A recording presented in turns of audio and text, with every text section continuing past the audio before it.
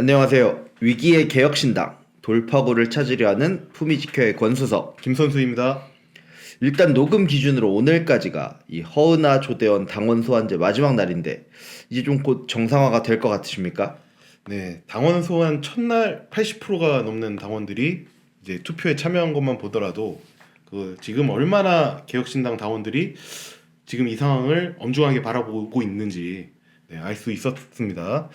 국민의 뜻을 받들어서 일하는 것이 이제 정치인의 본연 아니겠습니까? 그쵸. 네, 정치인이라면 이번 투표 결과를 아주 무겁게 받아들여야 할 것입니다. 근데 왠지 쉽게 승복할 것 같지가 않아요. 막 가처분 신청도 하고 진흙탕으로 지저분하게 끌고 갈 것 같은데 피곤해지네요. 이게 안타까운 게 개혁신당에 관심이 없으신 분들은 또 이제 헤드라인만 보고 네. 야, 이준석이 지가 당한 것처럼 똑같이 허은하 담근다 뭐 이렇게 받아들여서 당 이미지가 뚝뚝 떨어지고 있습니다. 그런데 본질은 전혀 다르죠. 그쵸. 이 문제의 본질은 허은하 대표가 이준석이 아닌 당직자들에게, 사무처 당직자들에게 신뢰와 리더십을 잃어서 촉발된 건데요. 그쵸. 아무튼 그 기자회견장에 들어오던 그 하얀 옷 입고 그 네. 멋진 모습만 기억할 수 있도록 이 헤어지는 모습이 멋있어야 되지 않겠습니까? 맞습니다. 허은하 대표가 마지막에라도 좀 제대로 된 선택을 해줬으면 좋겠습니다. 자, 아무튼 이 절대 쉽게 끝나지 않을 것 같은 이 이슈에 사실 네. 끌려만 다니면 이제 끝이 없잖아요. 맞습니다. 그래서 이준석 의원이 제가 볼 때 화두를 던졌어요. 네. 이준석 의원이 1월 24일자로 부정선거 음모론과의 전쟁을 선포했습니다. 맞습니다. 근데 또 요새 재밌는 게 또 김문수 장관이 보수 대선 후보 1위지 않습니까? 네. 갑자기 나타났어요. 네. 찾아봤어요. 이분도 혹시 했는데 부정선거 신봉자셨더라고요. 네, 맞습니다. 가서 막 발언도 하고 했어요. 네. 심하게 말하면 진짜 조금만 이 낡은 보수의 느낌이 나면 이 부정선거 음모론이랑 같이 가는 것 같아요. 무조건. 네. 거의 그런 것 같아요. 네. 이 음모론과의 전쟁을 통해서 이준석 의원이 좀 지금의 빨리 이 지저분한 당내 그걸 좀 사람들한테 잊게 하고 내가 새로운 보수다. 새로운 보수는 나랑 같이 가야 된다. 우리와 함께 뭉쳐야 된다. 좀 이런 색깔을 보여주려고 하는 것 같습니다. 맞습니다. 어떻게 보면 부정선거가 이 수구보수, 꼴통보수의 어떤 상징과 같은 그쵸. 단어가 됐어요. 그래서 이준석 의원은 최근 기자회견에서 이 악성 종양과도 같은 네. 부정선거 음모론을 지금 도려내지 못한다면 대한민국의 미래에 희망은 없습니다. 라고 이렇게 말했습니다. 저희도 전적으로 동감을 하고 있습니다. 맞습니다. 일부 이제 극우 유튜버들이 비상계엄이 선포가 됐을 때 그 전시, 그에 준하는 비상사태라고 하기에는 좀 명분이 부족했지 않습니까? 그쵸. 그래가지고 우리 대통령님이 왜 그러시지? 그러셨을까? 막 이렇게 지들도 당황을 하고 네. 막 어리둥절을 했어요. 그러다가 이제 계엄군이 선관위까지 이제 출동을 하는 걸 보고 이제 그때부터 우리 대통령님이 또 다른 뜻이 있었어. 부정선거를 수사하려고 그런 계엄을 일으키신 거였어. 이러면서 그쵸. 뭐 성동격서 전략이다. 그렇죠. 네. 국회를 흔들고 이제 네. 선관위를 친 거죠. 이런 정신승리를 하면서 또 사람들을 다시 선동을 하더라고요. 네. 이제 그런 선동이 이어지면서 이제 얼마 전 그 서부지법 폭동과 같은 사태가 일어났다. 저는 이렇게 평가를 합니다. 뭐 저도 그쵸. 정말 이런 루머들이 사람을 더 흥분을 시키잖아요. 맞습니다. 이게 뭐 과한 비약이라고 말할 수도 있겠지만 네. 저는 아니라고 생각합니다. 일반 시민이 옹강생심이죠. 그쵸. 어떻게 신성한 법원에서 그렇게 깽판을 칠 생각을 하냐고. 동네 파출소도 무서운데. 그죠. 맞아요. 법원을 때려 동네 동사무소도 진짜 거기 가서 어떻게 행패를 부립니까? 제정신인 사람이. 그쵸. 그런데 이 신성한 법원까지 가가지고 깽판을 치는 거는 그들에게 어떤 삐뚤어진 어떤 용기와 명분을 이 부정선거 음모론이 심어줬기 때문이다. 저는 이렇게 생각을 합니다. 그쵸. 한번 이 타임라인을 생각을 해보면 2020년 이거 21대 총선에 처음 부정선거 얘기가 나왔어요. 네. 뭐 민경욱 그 전 의원이 되게 기억이 나는데 그땐 혹시 진짜 그런가 해서 저도 막 관련 글도 보고 했거든요. 근데 그 당시에 사법기관에서 부정선거 없다라고 결론이 나왔죠. 그리고 나서 22년 대선이랑 지선을 이겼잖아요. 국민의힘이. 그러니까 저 같은 사람들은 당연히 무슨 생각을 했어요. 민주당이 부정선거를 했으면 대선을 이겼을 거 아닙니까? 지선도 이기고.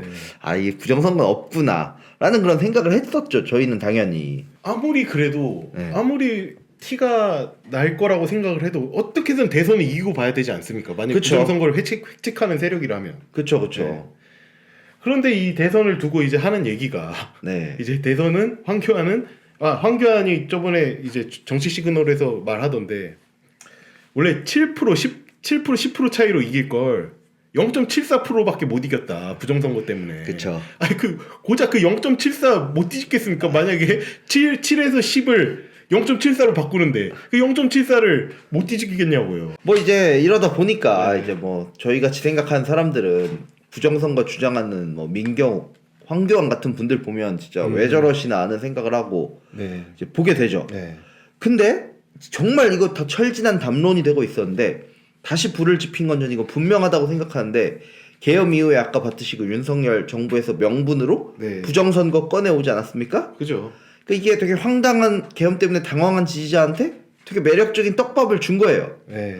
그래서 저는 이제 이준석 의원이 말한 이 음모론과의 전쟁의 시작 이걸 열려면 계엄 이후에 윤석열 대통령이 도대체 무슨 발언을 했나 따라가 보면서 어떤 모순이 있는지 한번 살펴보는 데서 시작을 한다고 생각을 합니다. 그러니까 이 담화 때 나온 네. 이 부정선거 내용을 좀 짧게 줄여보면 23년 하반기에 북한이 해킹 시도가 있어가지고 네. 이제 범 정부 시스템 전체적으로 한번 점검을 하려고 했대요. 근데 선관위는 막 점검을 거부하다가 네. 부정 채용 비리가 있지 않았습니까? 그제서야 이제 일부만 점검에 응했는데 요 일부만 했는데도 국정원 해커의 공격에도 막 뚫리고 보안이 되게 취약했다. 네.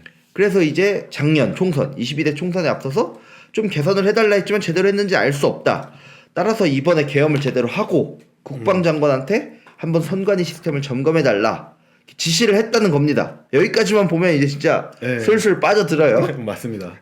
근데 여기 내용을 선관위에서 이미 네. 반박을 했어요. 네. 선관위 유튜브 들어가면 고대 정보보호대학원이 요즘 거의 문과 맞죠 여기? 저기 탑티어 아닙니까 이 정보보호? 이과 아닌가요? 아 그래요? 하여간에 근데 어제 여기 뭐 되게 공부 잘하는 사람들 탑티어는 가는 거나 맞습니다. 네. 여기 교수님이 아주 친절하게 이 반박해 놓은 영상이 있어요. 그래서 솔직히 이걸 보면 야 이 계엄하면 선관위 털 건 진짜 아니다라는 생각밖에 안 들어요. 네.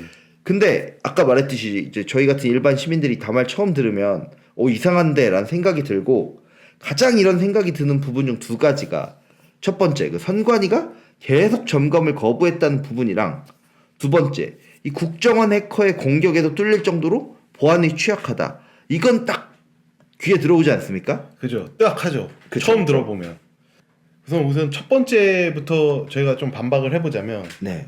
근데 이 말에 앞서서 네. 저희가 이 성관이를 옹호하고자 성관이 말을 인용하는 것은 아닙니다. 문제가 많은 기관인 거 저희도 알고 있습니다.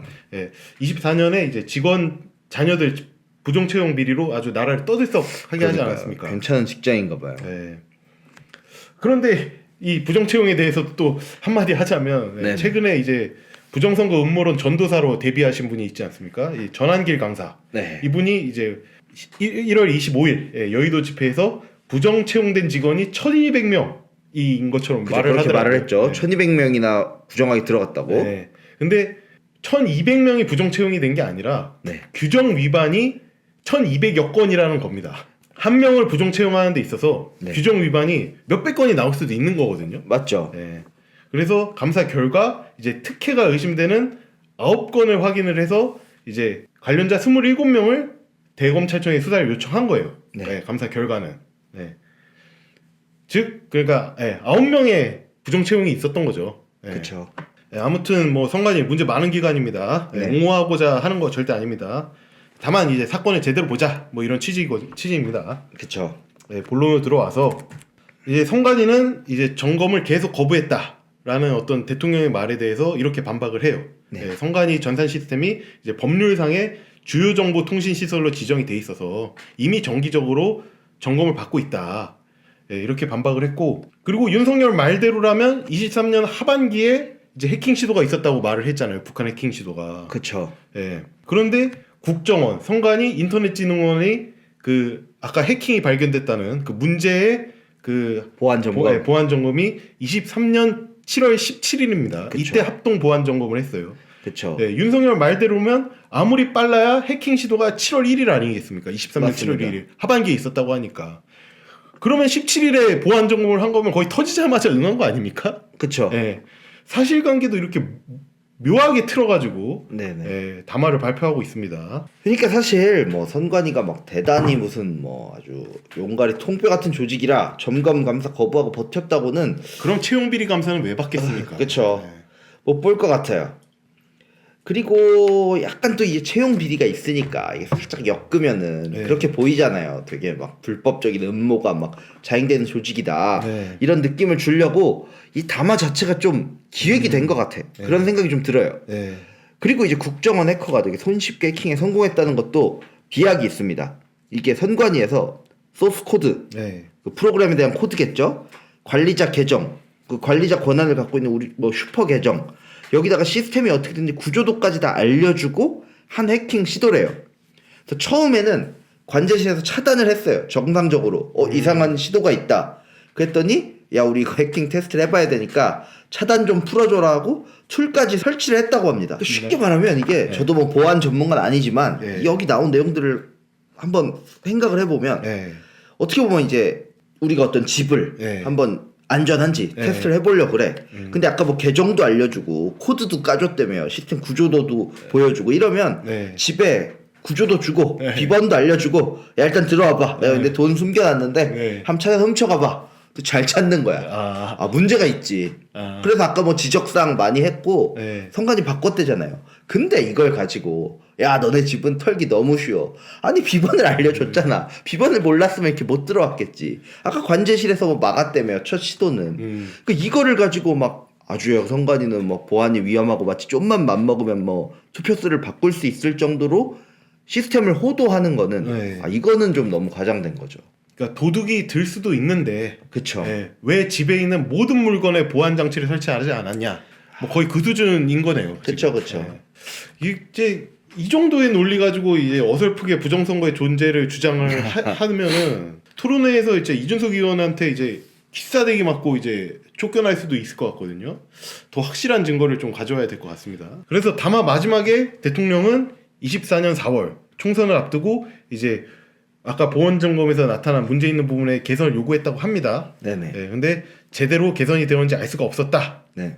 만약에 이게 사실이라면, 그렇지. 이거는 제가 대통령이어도 좀 열받았을 것 같아요. 아니 개선 요구를 했는데 내 말 안 듣고 있으니까. 그쵸.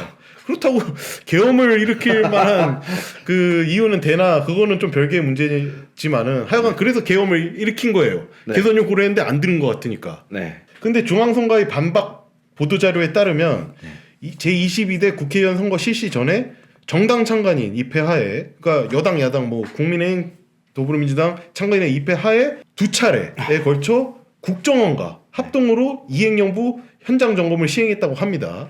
도대체 누구 말을 믿어야 됩니까? 아무래도 그래도 뭐 이걸 뭐 거짓말을 치겠어요. 금방 드러나는데. 그러니까요. 너무 세상을 그 음모론에 휩싸여서 윤석열이가 좀 바라보는 거 아닌가 뭐 이런 생각이 듭니다. 그리고 이 한 번 더 부정선거에 대해서 언급을 한 게 1월 15일 날 그 지지자들한테 보낸 그 자필 편지, 많은 사람을 경악시켰던. 근데 이거는 앞에서처럼 그 담화처럼 저희가 막 나노 단위로 분석은 안 하겠습니다. 왜냐면 진짜 부정선거 선물 세트처럼 몇 년간 부정선거 관련된 얘기가 다 들어있어요. 그래서 이걸 일일이 반박을 하기도 진짜 너무 힘들고 1시간 찍어야 될 것 같거든요. 뭐 빳빳한 투표지, 그렇죠, 뭐 일장기 투표지, 뭐 이런 내용. 맞습니다, 그런 맞습니다. 내용. 뭉탱이로 들어있었다. 저희도 뭐 그런 내용 모르는 건 아닙니다. 그러나 이번 방송은 어떤 부정선거와의 전쟁 총론에 가까운 방송이기 때문에 이 자잘한 강문 내용은 아시지만 생략을 하도록 하겠습니다. 기회가 되면 곧 할 겁니다. 얼마 안 걸려. 기다려. 참고로 이 마지막 대사는 청취자분들한테 한 게 아니라 되게 유명한 영화 대사를 그 부정선거 세력들에게 하는 말입니다. 어쨌든 뭐 또 그런 말을 해요. 뭐 그 편지에 되게 묘하게 잘 썼어. 뭐 국제적 연대와 협력이 있을 것이다. 한국 선거가 뭐라고 그죠? 아니 근데 뭐 중국을 겨냥해서 한 얘기겠죠. 근데 또 이제 저희가 아주 좋아하는 그 지식 플레이인가요? 김지윤 박사님 그 영상에서 중국이 다른 나라 선거에 막 개입하다가 걸린 적이 있다는 그런 해외 뉴스를 한번 다룬 적이 있어요. 김지훈 박사님이 이런 얘기를 하시는 정도면은 그쵸. 그거는 뭐 아예 캐나다인가 그랬는데 호주였나 제가 헷갈리는데 그래서 저도 그때 이제 심지어 그 김지훈 박사가 그런 식으로 말했어요. 한국 총선도 개입을 하지 않을 거라는 그런 건 없다. 네. 우리가 되게 관심을 갖고 봐야 된다. 근데 만약에 진짜 뭐 윤석열 대통령이 중국이 한국 총선에 개입한 정황을 잡았다. 그럼 진짜 저는 계엄 찬성했을 수도 있어요. 네. 이거는 진짜 첩자를 색출해야 되니까. 근데 지금 이 편지에서는 그럴 것이다예요. 그럴 것이다란 가정으로 뭐 네. 여론조사와 뭐 모든 걸 다 흔들려면 뒤에 국제적인 어떤 연대가 있다 하는데, 아니 이렇게 시스템에 대한 의심을 퍼뜨려 놓으면, 네. 지지자들 선동해 놓으면, 아 이거야말로 좌파들이 쓰는 그 나쁜 선동 아닙니까? 네, 이러한 대통령의 어떤 편지 내용, 네, 국제적 연대와 협력, 네. 네, 이 내용에 도취가 되었는지 최근에 스카이데일리, 이 언론이 아주 신천지거든요. 아무튼 이 언론에서는 비상계엄 당시에 선거연수원에서 중국인 해커 90여 명이 숙박을 하고 있었다 그래요. 저기 수원이었을 거예요. 그래서 계엄군에 의해서 이 90여 명의 중국인 해커가 체포됐다.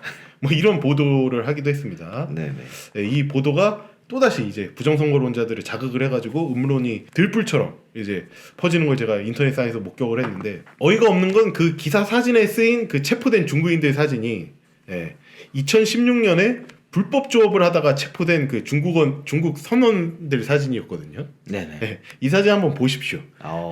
이게 어딜 봐서 중국인 해커 사진입니까? 그리고 계엄 당시 이 선거연수원에는 연수 중인 공무원 80여 명과 이 외부 강사밖에 없었다라고 네네. 하네요. 중국인 해커는커녕. 또한 이제 기사 본문에서 미국 국방정보국이 이제 이 작전을 수행을 했다. 뭐 이렇게 얘기를 했거든요. 그러니까 계엄군을 미국 국방정보국에서 지휘를 해서 했다고 하는데, 네네. 미국은 그 계엄 사실을 몰랐다는 거 아닙니까, 사전에? 그쵸. 게다가 주한미군은 이제 공식 트위터 계정에서 스카이데일리에 보던 사실이 아니라고 이렇게 직접 밝혔고, 미국 국방부는 대변인이 나서서 기사 내용을 일축을 했습니다. 미군과 이제 미국 국방부, 펜타곤이 나서는 걸 보고 할 말을 잃었습니다. 대한민국의 국격이 어디까지 망가져야 합니까? 그리고 저희가 이제 매번 이재명에 대해서 불안하다고 하는 게 외교인데, 이건 솔직히 미국에서 한국 보수를 이재명보다 패급으로 볼 수도 있어요. 이런 그러니까요. 말도 안 되는 음모론에. 아무튼 이 정도만으로도 정말 계엄 이후 다시 들끓고 있는 부정선거 음모론에 대해서는 정말 완결성에, 저희 같은 이제 일반인들이 봐도 이렇게 금방 찾아야 되잖아요. 정말 허술한 부분이 많다는 거는 아마 공감하실 수 있을 것 같습니다. 다시 한번 말씀드리지만 뭐 아까 외국의 사례처럼 중국 자본이 특정한 정치인, 정치 세력, 저는 솔직히 할 것 같아요. 그리고 이런 거 있으면 국익을 위해서라도 적발해야 된다 생각을 합니다. 근데 이거는 사실 우리나라 선거 수개표까지 한다며요 이제. 그러면 사실 한국에 어쨌든 잘 갖춰져 있는 이 선거 시스템을 다 뒤흔드는 거 아닙니까? 맞습니다. 여기에 부정이 있다는 건. 그 엘고어가 왜 그 부시랑 2000년에 붙었을 때 뭐 플로리다의 선거 결과가 되게 막 인정하기 싫게 뭐 진짜 엘고어 입장에서 이거 진짜 부정선거다 할 만큼 나왔지만 그 승복했잖아요. 근데 저는 그렇게 생각해요. 막 제가 알기로 재판까진 갔는데 승복했나 그런데 이게 국가라는 어떤 거대한 시스템을 무너뜨릴까봐 알았다 받아들이고 참은 거잖아요. 근데 이거는 심지어 음모론을 가지고 대통령이 이렇게 말을 한다는 거는 이거는 정치인으로서 좀 자격 미달하다라고 생각을 합니다. 정치인으로서만이 아니라 어떤 이 민주사회를 살아가고 있는 일반 시민으로서도 자격 미달인 행동을 한 것 같습니다. 이번 계엄 사태 그리고 이 서부지법의 폭동 사태를 보면서 음모론이 이제 우리 사회에 뿌리 내리지도 못하게 해야 된다. 이런 거를 다시금 깨닫습니다. 시온 의정서와 같은 어떤 위조된 이 반유대주의 문서가 결국에 그 나치의 유대인 학살 근거로 사용된 아주 아픈 과거가 있는데, 부정선거론 음모론도 전혀 다르지 않다. 그렇죠.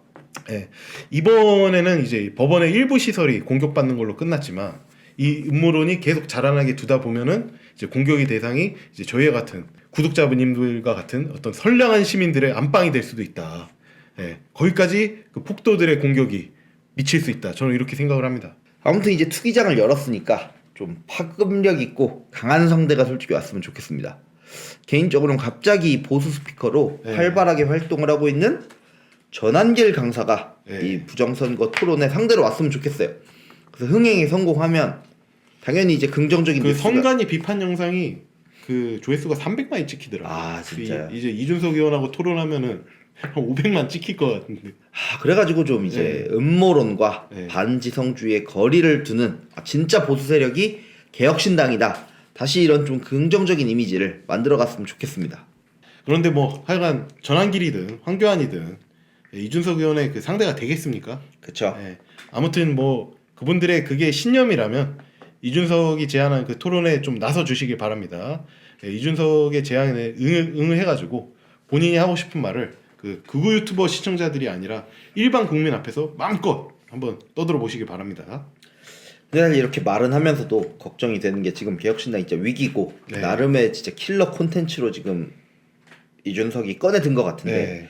이걸 듣고 사실 합리적인 중도에서 그래도 이준석은 부정선거 충이 아니네 달르네 하면서 넘어와야 되는데 괜히 또 자칫 그 낡은 보수분들이 어우 이준석 저 XX 하면서 불구대천의 원수가 되면 오히려 확장을 못하는 거잖아요. 그러니까 소득은 별로 없는데 그쵸. 괜히 벌집만 건드리는 거 아닌가 이런 그쵸. 이런 걱정이 좀 있네요. 근데 저는 이제 이 정도 음모론에 대해서 네. 자정작용이 이루어지지 않는 보수가 네. 진짜 보수라고 대접을 받는 나라면 이 나라에 진짜 미래가 없다고 생각을 합니다. 그래서 대한민국을 위해서 당연히 개혁신당은 할 말을 해야 되고 일개 방구석 학고 유튜브인 저희도 이 정도의 그 적어도 시민으로서의 좀 책임감은 갖고 있습니다. 그래서 저희 품위지켜는 이제 부정선거 음모론과의 전쟁 네. 이라는 이 이준석의 이 위대한 여정에 함께하려고 합니다. 예, 이준석 의원은 자신이 맨 앞에서 싸울 테니 네. 우리가 함께 싸워서 부정선거 음모론이라는 이 희대의 망상을 공론장에서 밀어내자 이렇게 말을 했습니다. 예, 여러분 우리 이제 숨지 맙시다. 부끄러워하지도 맙시다. 우리가 부끄러울 건 없어. 그러니까 부정선거 론자 앞에서 예, 그렇죠. 부끄러워하지도 맙시다. 그렇죠. 정말. 예, 우리의 일상의 영역에서 뭐 평소에 이제 점심을 먹는 식당에서 어떤 할아버지가 부정선거 얘기하면 부정선거론을 막 떠드는 사람이 있을 수 있지 않습니까? 우리 일상의 그쵸. 영역에서 그런 사람 상대하는 거 솔직히 좀 부끄럽잖아요. 그때 부끄러워하지 말자 이 얘기입니다. 예, 그런 사람이 있으면은 당당히 가가지고 말싸움이라도 이기고 나옵시다. 네. 네. 네. 그러기 위해서 저희는 앞으로 이런 부정선거 관련 콘텐츠를 자주 업로드하도록 하겠습니다.